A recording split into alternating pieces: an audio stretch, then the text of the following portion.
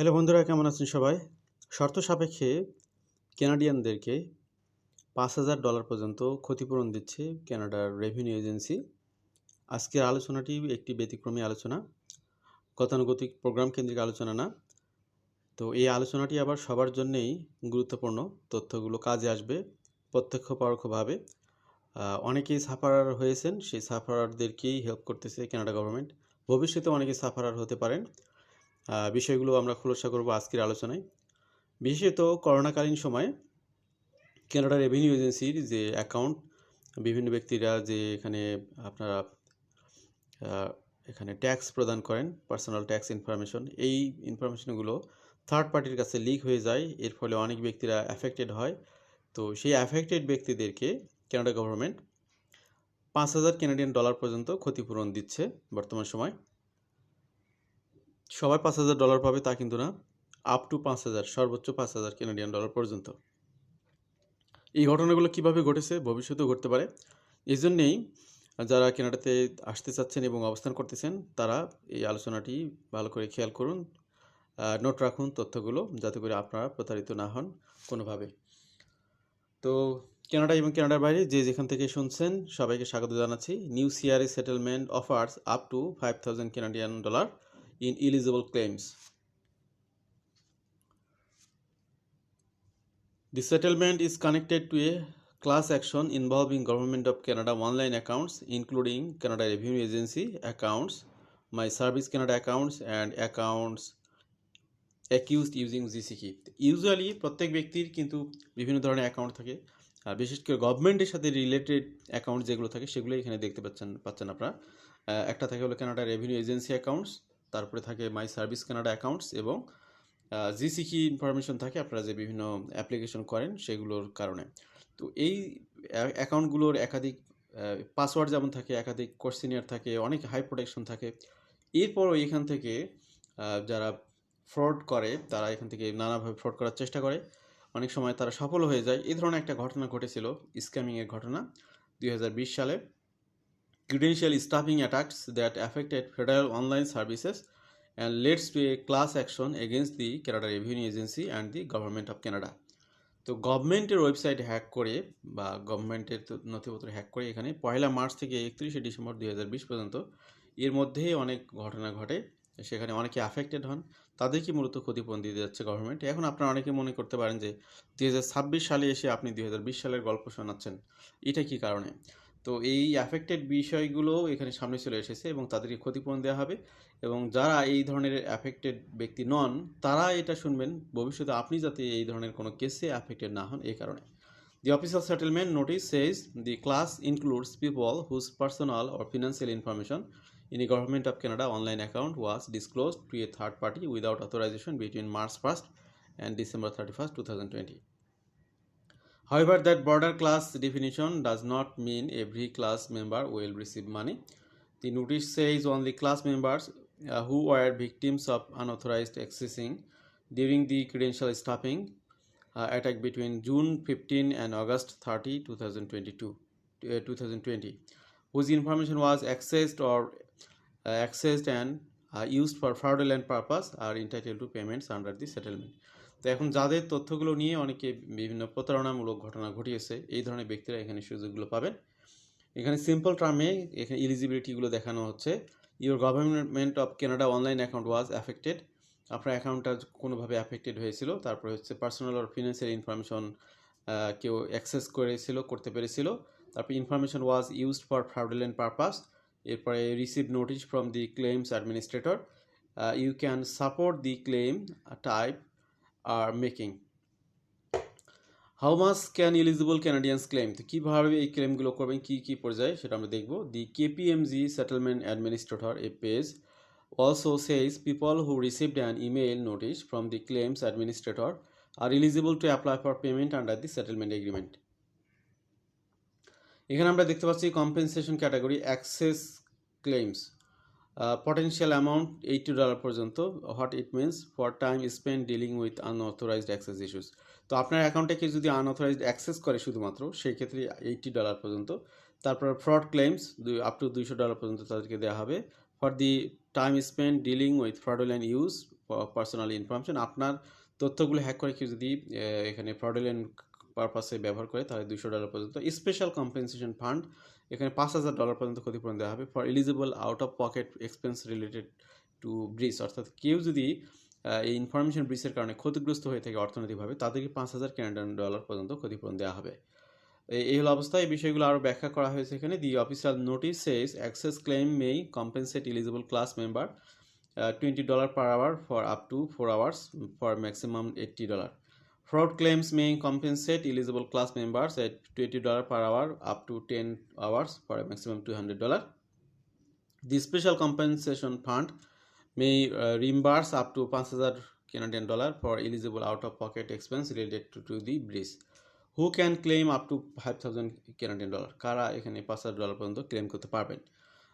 This up to 5,000 amount is tied to a special compensation fund. This category is for eligible class members who incurred out-of-pocket expense connected to the data breach. তো এখানে এক্সাম্পলগুলো দেওয়া হয়েছে unreimbursed fraud losses or charges, professional or other fees connected to identity theft, fees or penalties resulting from credit freezes. That means the $5,000 amount is not a general flat payment. It is not guaranteed to every single person. It is also not necessarily the amount every claimant will receive. তো আপনি কোন ধরনের বা কোন ক্যাটাগরির প্রতারণার সম্মুখীন হয়েছেন সেটার প্রুফ দেওয়ার আলোকে আপনাকে ক্ষতিপূরণগুলো দেওয়া হবে। A person may need to show documentation providing that the expense was connected to the breach and it was not already reimbursed elsewhere. তো আপনি যদি এখানে প্রমাণ দিতে পারেন যে আপনি অর্থনৈতিকভাবে ক্ষতিগ্রস্ত হয়েছেন, যেটা আপনি ফেরত পাননি কোনোভাবে, সেক্ষেত্রে আপনি দিতে পারেন প্রমাণ শর্ত সাপেক্ষে আপনি ক্ষতিপূরণগুলো পাবেন। Why not everyone will receive 5,000, এটা আমরা এবার দেখব। The headline amount is the maximum possible reimbursement under the one compensation category. It does not mean every Canadian can claim 5,000 CAD. It does not mean every CRA account holder can claim 5,000 CAD. It does not mean every class member will receive 5,000 CAD. The settlement notice states clearly that not all classes member will entitled to payments. The strongest claim will likely depend on evidence such as the following. তো এখানে কি evidence আপনাকে দিতে হবে এই ক্লেমগুলো পেতে চাইলে? Proof of fraud loss, তারপরে হচ্ছে record showing identity theft related expense, তারপরে দেখাতে হবে যে communications with banks, credit agencies, law enforcement or government departments, documentation showing fees or penalties, proof that losses were not reimbursed. CRA settlement eligibility at a glance. তো এখানে question এবং what to know, is this for every Canadian? এটা সবার জন্য না। No, it is limited to eligible class members. Is this only for CRA accounts? No, it can include CRA, My Service Canada or GCK accessed accounts. Is 5,000 automatic? It is tied to qualifying out-of-pocket expenses. Our claim currently open. Readers should verify current instruction through official settlement funds. Can amounts be reduced? Yes, compensation may be reduced depending on the members of claims. Who wrongdoing admitted? The government denied wrongdoing and the settlement was a compensation of disputed claim. তো এখানে কিছু generic কোশ্চেনের answer আপনাদেরকে দিলাম আমরা। What was this credential stuffing attack? The government of Canada says it took action in August 2022 and in response to credential stuffing attack on GCK and CRA accounts. The credential stuffing is different from traditional system hack. তো এখানে ভালো করে দেখুন, credential stuffing এর মাধ্যমে যে hack হয়েছে আপনারাও এখানে সাবধান থাকবেন। It usually involves attackers using login credential obtained elsewhere to attempt access to accounts on other platform. In this case, the class action focused on Government of Canada online accounts. The official notice says affected accounts could include CRA account, My Service Canada account and other accounts accessed through GCK. তো এইভাবে মূলত কিভাবে মানে কোন অ্যাকাউন্টগুলো hack হতে পারে সেগুলো আপনারা জানলেন। What affected Canadian should watch for next? The official settlement notice previously said after corrupt approval, class members would be notified in writing about how to apply for compensation. তো আপনি এটা নিয়ে অভিযোগ দায়ের করলে তারপর আপনাদেরকে জানানো হবে কিভাবে আপনি কম্পেনসেশনগুলো পাবেন, যত উপযুক্ত প্রমাণগুলো দিতে হবে। Canadians should watch for official instruction for the settlement administrator, class counsel or court approved channel.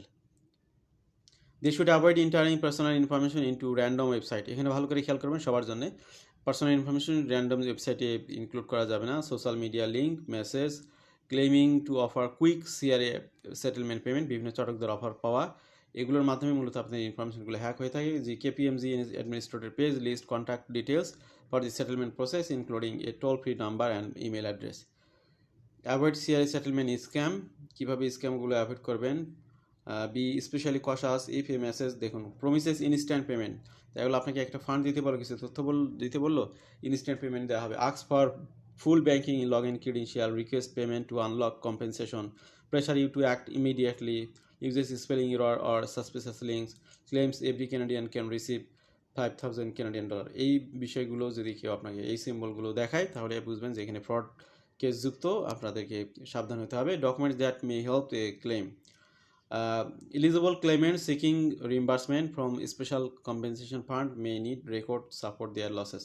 এখানে কী কী তথ্যগুলো দেবেন, bank statement showing unreimbursed fraud losses, অর্থাৎ আপনার ব্যাঙ্ক থেকে টাকা কেটেছে সেটা ফেরত পাননি, credit card statement, identity theft recovery invoices, credit fee records, letters from government departments, police reports, তারপর credit bureau correspondence, proof of time spend resolving the issue, communications with bank or service providers. এই তথ্যগুলো দিলে সঠিকভাবে আপনারা এখানে কম্পেনসেশনগুলো পাবেন। What Canadian should do now, check whether they receive notice from KPMG or class council, review the official government of Canada page, verify any settlement website before entering personal information, gather records of any breach related losses or expenses, watch for official claim instructor, avoid scam links promising instant CRA settlement money, do not contact the CRA, ESDC or other department of our settlement claim instructions if the official notice directs question to class council or the claims administrator।